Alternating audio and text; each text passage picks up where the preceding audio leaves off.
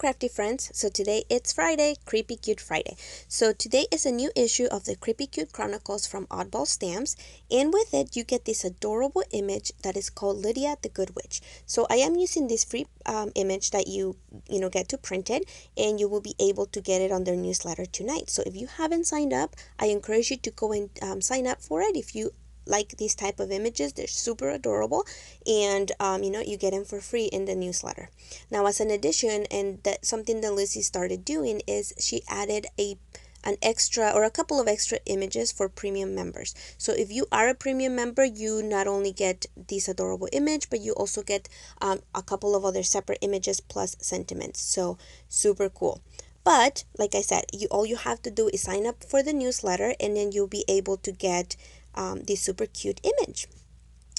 Yes, so I super love it. So I am just showing you here how I color her. As usual, I sped up the video because it does take me a long time to color. So just trying to make sure that I don't keep you guys here forever and bore you with it, right?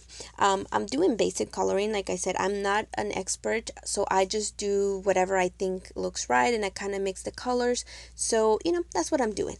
I'm using the Copic set of the flesh tones, or I believe it's called skin tones. So that's what I was using for her skin, and now for her cute little sweater, I am using my Spectrum Dark colors. I did leave the caps right there at the top just in case you're interested in the color combinations that I used, but again, I just use whatever I think looks good. I'm not an expert. I do need to take some classes. I think that will help me a lot, but all in due time. But anyway, like I said, for now, that this is what I'm doing, and this is a super cute image. So if you guys don't know, I know I keep mentioning it, but I super adore these images. They're so cute. If you like spooky ones, there are some spooky ones also that you can get. You can check out the Oddball Stamps shop and purchase them there. But again, like I told you, you can get this image for free. So why not? I encourage you guys to go and just sign up for the newsletter, because all you have to do is sign it up, and it comes straight to your inbox. You also get tons of inspiration from their design team, so you'll be able to see different ways that you can use the images, and so very creative. So you are absolutely going to love them, I promise. So here I'm almost done coloring the little sweater. I hope that everybody had a great week. I am slowly easing into the getting back to school mode. My kids started doing some activities at school because some of them are doing sports or dance, so we've actually been going to school for the last 2 weeks, but they don't officially start till Monday. So I'm excited for them. It's going to be cool. And it's also going to be nice to kind of, slow down a little bit from having everybody in the house at once, which I absolutely like. But the kids need to go to school, and that way mom can get some more time for crafting. Just don't tell them I said that. Anyway, I'd be interested in seeing if you guys want to leave me a comment. Let me know what you're working on, or if there's something that you want me to want to see me work on and show you. I know I've showed a couple of projects, and some of you have asked me to do tutorials, so I will get to those as soon as I can, I promise. I know when I make mixed media projects or canvases, those do take a little bit longer, so I don't know that I will do an actual video to show the full project, maybe just in steps, but I'll think of that and then come back and let you guys know. Now here for the hair, I'm just thinking of different ways to color it, and then different sections to add highlights. And like I said, I'm still not too good with that. I just kind of do whatever I think looks right. And what I'm doing here, I'm just using a combination of different brown tones so I can create the color. Now what I was trying to do is just kind of create an ombre effect.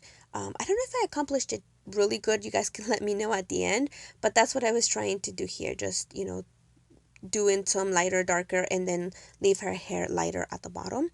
On the highlights, like I said, I'm just trying to think of where the highlights would be. You could do whatever you want when you color the image. Obviously, you don't have to add highlights. You don't have to make the hair look real.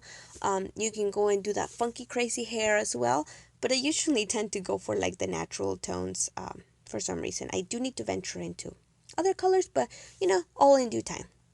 So I do apologize here for a minute because my camera was kind of going out of focus once in a while. And yeah, so I had to kind of keep playing with it. So I'm just adding some red to her lips. And then I like the combination of purple and green. Yeah, it is very Halloween-like. I was kind of debating if I would do her sweater orange or not, but I decided to go with green. So I thought the green and purple combination was pretty cute. So here, like I said, I'm just adding a little bit of shading. This is, when you have itty bitty spaces or images, it is a little hard to kind of blend with colors, especially, because the tips, even though it's a little chisel tip, I don't have enough practice to kind of, get too exact. So I try to be very careful when I'm using it in small images. But I do try to add a little bit of a darker shade, just to add a little bit of dimension per se. So that's what I'm doing here. I'm going to be coloring the little book. And here again, like I said, I apologize because at certain options, my camera kind of was losing focus. It was trying to decide what to focus on. So it does look a little blurry. So I apologize for that. But, it's not much that you're missing. It's just the coloring that I'm doing here. And there you have it. But again, also, if you guys have not joined Oddball Stamps on Instagram, if you do have an Instagram account, I encourage you to go in, join it, because you'll have tons of inspiration. There are challenges that you can join. And also, I am an Oddball ambassador. So as part of an Oddball ambassadors challenge this month, instead of asking for you to submit projects, all they're asking for is for you to share the challenge. So all you have to do is get the picture and share it. Like I said, I will leave links below so that way you guys can check them out if you haven't. If you follow me on Instagram, you probably have already seen me post this. And if not, make sure that you guys check it out because you are going to love it. You have an opportunity to win a gift certificate to the shop. So if you, like I said, if you are looking into trying to get some of these beautiful stamps, that will be a way to get them as well, because you could get the certificate to get them for free. And yeah, like I said, all you have to do is that. The design team does always have a challenge also every month that you could also join in on Facebook. So make sure that you guys check them out. To do that.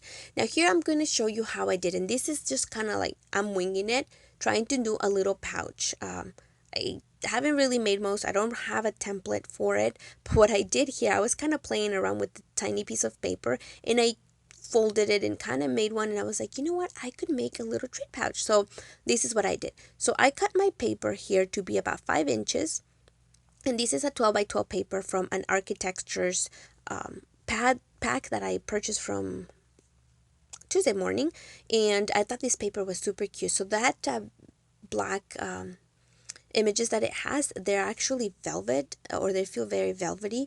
It is like a texture feeling. It feels really cool. So here I am just doing some scoring, and I'm trying to do like 5 inches. So that's how big it's going to be. And then the width of it is going to be about 3/4 of an inch. So I'm just trying to kind of guess, how to do it. I'm winging it, like I said, so I don't really have a tutorial, but if you're interested, I could actually work the measurements and leave them down for you, if you would like to know. So just let me know. I'll be, happy to do that as soon as I can. So like you said, you'll see me fussing here, trying to see how I want it to look, how I'm going to be folding it on the sides to make sure that I have enough space. So what I did here, I just did scored an inch off of each side, on the left and the right, and that's how wide my little pouch ended up being. So I just call it the creepy cute goodie pouch. You can put any types of goodies, but what I was thinking, not necessarily candy, though Halloween is coming, it'll be really cute to give treats, or if you have a Halloween party. But I was thinking also you could use it for Happy Meal. You could include some goodies for your friends in there, and that would be super cool. So here you see me, I'm going to start folding all of the scores to create my little pouch, and you can start to see it taking form. I did decide to leave a little flap at the top so that way I could use it as a closure as well. So I am cutting this little excess that I don't need, and then I remember that I was going to need a little bit of scoring on the center of these edges, because I wanted to fold it a little bit, and when you fold the flap, you weren't going to be able to do it because it wasn't big enough. So I wanted to be able to fold it into kind of like a little triangle. So here I am going to fold my crease the opposite way. So fold it out on both ends, so that way it's easier for me once it's already glued. It's easier to fold it because the scores will already be there. And like I said, some of you guys may have already made these little treat pouches, or there could be an easier way to do it. But like I said, it was very late last night, and I wanted to finish this project because I had started it and I just kind of kept putting it to the side. And yes, I wanted to have it ready for Friday. So here it is, just trying to work on it. So yeah, super fun. But I hope you guys are excited to see the new projects coming in. I am going to be trying to work on more, as when the kids start school. It's probably going to be a little bit easier because I don't have to do so much driving back and forth. I'll just have a time set. I'm trying to still work it out.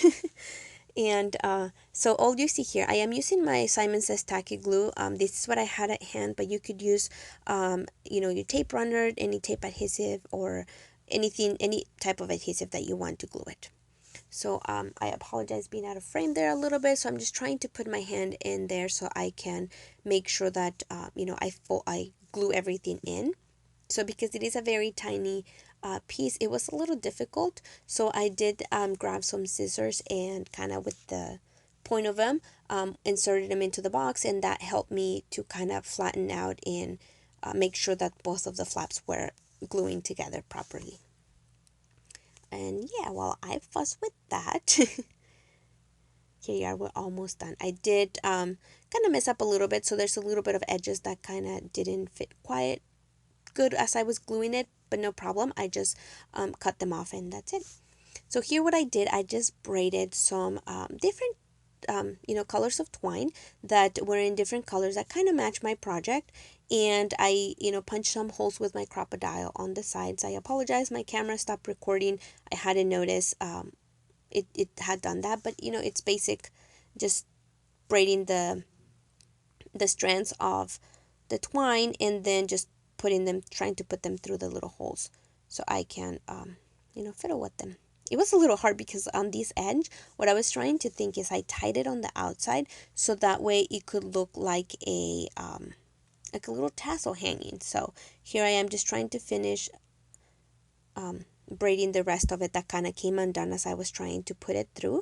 But once it's through, I'm just trying to make sure it's going to be long enough, and then I am going to tie my little knot.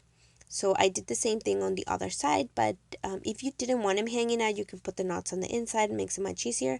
But like I said, I wanted to add that little detail of or the look of mini tassels. And then here I am going to use these little Velcro dots to add to the pouch, so that way I can close it. And I like to always put one, whichever you choose, and then put the Velcro on top of it and then close your project onto it, so that way you can make sure that it's going to be even. And now we're going to embellish it.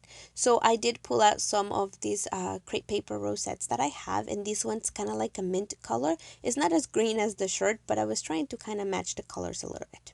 So here you see me trying to press it down and glue it. I folded a piece of a doily, kind of like a little fan accordion, and I wanted to add a little bit of interest. So I went ahead and added lots of glue everywhere to do that. And then this is when I kind of got a little smart. I was like, started trying to add so I could glue things and press down, but I didn't want to squish it. So I pulled out these little note card packs that I had in my stash, and they fit perfectly there. So now my surface is like flat and it has support, so I can just press down without having to worry about squishing it and messing up my project.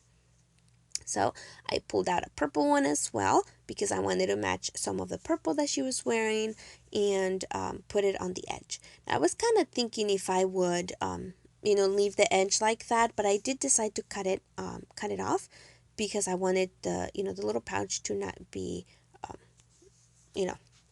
too extra. So I cut the two edges there at the corner, and I decided to put my little Lydia here in the center. So again, I am just using my glue to glue it. You could also add foam tape if you wanted to add dimension to it, but I wanted to kind of make it simple. and also make a little bit something different because I do love making cards, you guys know that, but this time I wanted to make a different project instead. And there you have it. I'm pretty much done with it. I hope that you guys enjoy this process, enjoy this project. Now, I did find this little cluster of a little flower and bows, the ribbon, on my stash, so it matched perfectly. It has a little yellow flower, but it has the purple bows, so I thought it looked really cute. So I added it with some glue dots,